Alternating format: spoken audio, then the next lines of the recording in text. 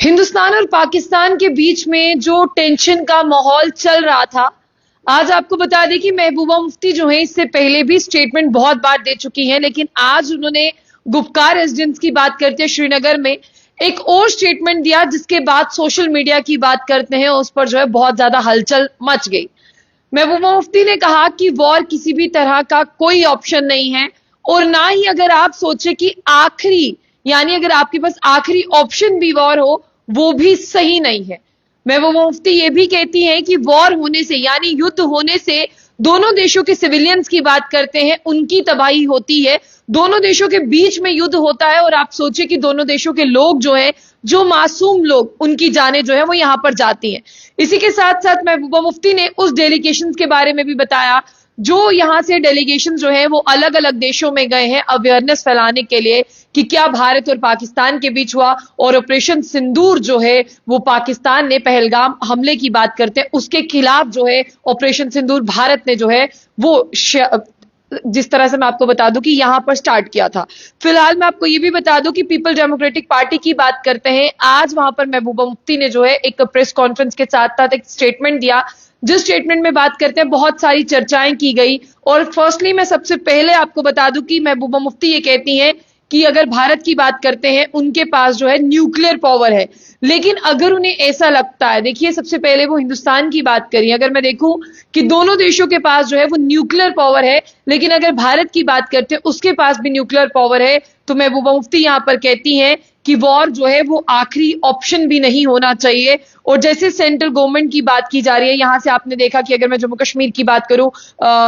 गुलाम अली खटाना साहब की बात करते हैं हम, गुलाम नबी आजाद साहब की बात करते हैं हम, इन सबको भी, और अगर हम बात करते हैं मेंबर ऑफ पार्लियामेंट की बात करते हैं हम जो पुंछ अनंतनाग सीट से हैं, मियां अल्ताफ साहब, उन्हें भी यहां पर अलग अलग देशों में जो है वो भेजा गया है कि आप जाएं और पूरे देश को, बाकी सारी कंट्रीज को जाकर बताएं कि सबसे पहले 26 की बात करते हैं पहलगाम के बाईसरन में जो है आतंकवादी हमला होता है, उसके बाद 7 मई को जो है उस पहलगाम हमले की बात करते हैं 26 निर्दोष लोगों की जानें जाती हैं। 7 मई की बात करते हैं, रात के वक्त जो है वो भारत की तरफ से यानी हिंदुस्तान की तरफ से ऑपरेशन सिंदूर जो है वो लॉन्च किया जाता है। और 9 ऐसे अलग अलग ठिकानों की बात करते हैं, चाहे वो पीओके में हो, पाकिस्तान ऑक्युपाइड कश्मीर में हो, और चाहे वो पाकिस्तान में हो, उन्हें पूरी तरह से डिस्ट्रॉय किया जाता है, जिसमें आपने देखा कि ऑपरेशन सिंदूर के तहत जो है वो 100 आतंकवादियों को मार गिराया है। और ये चीजें जो है वो आप जाकर बताएं। उसके बाद हालांकि पाकिस्तान की बात करते हैं, उसने भी एक्टिवेटली पार्टिसिपेट किया, उसने भी जो है अपने देश के डेलीगेशन को जो अलग अलग देशों में भेजा।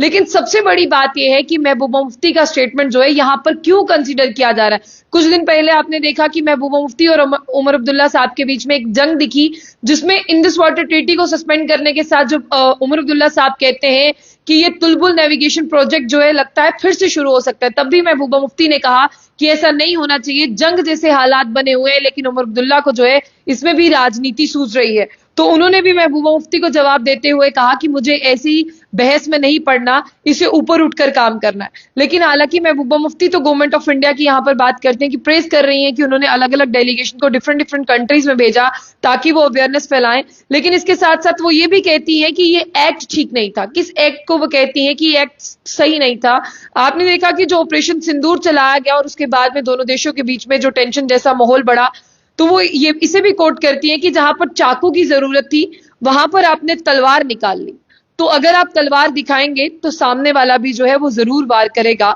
तो इसीलिए उन्होंने कहा कि दोनों देशों को जो है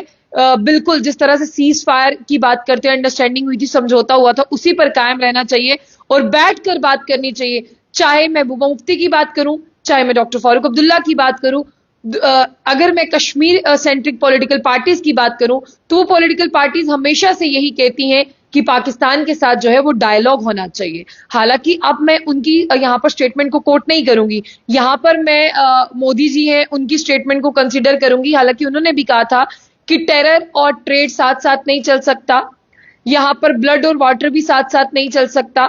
टेररिस्ट और टॉक भी साथ साथ नहीं हो सकता। इसलिए पहले पाकिस्तान को जो है वो समझना होगा, और पाकिस्तान को समझने के साथ साथ यहां पर काम ही इस तरह से करना होगा कि देखिए पाकिस्तान के साथ अगर बात होगी पीओके को लेकर, लेकिन उससे पहले पाकिस्तान को अपनी आतंकवादी गतिविधियों से जो है वो बाज आना होगा। और ऑपरेशन सिंदूर अभी भी खत्म नहीं हुआ है, इस चीज को भी महबूबा मुफ्ती ने कंसिडर किया कि देखिए अभी भी चल रहा है, जहां पर आतंकवादी हमला होता है और जहां पर आतंकवादी दिखते हैं उन्हें ऑपरेशन सिंदूर के तहत ही जो है वो सबक सिखाया जाएगा। फिलहाल इस तरह से स्टेटमेंट जो है आज महबूबा मुफ्ती ने अपने गुफ्कार में दी है वहां पर श्रीनगर में। और आपको बता दें कि स्टेटमेंट के बाद भी आप लगातार देखिए जो हमारे डेलीगेशंस गए हैं वो किस किस कंट्री में जाकर क्या क्या चीजें वहां पर अवेयरनेस की फैलाते हैं, किस तरह से बाकी कंट्रीज की अगर हम बात करते हैं उन्हें बताते हैं कि ऑपरेशन सिंदूर क्या है। और पहलगाम आतंकवादी हमले की बात करते हैं, वो तो अगर हम यहाँ पर देखें अपने देश के बारे में पूरी कंट्रीज की बात कहें, चाहे मैं यहाँ पर डोनाल्ड ट्रंप की बात करूं या तमाम लोगों की बात करूं, जितने GN7 कंट्रीज देश थे उन्होंने भी इसको कड़ा कंडेम किया और उन्होंने कहा कि ऐसा नहीं होना चाहिए था।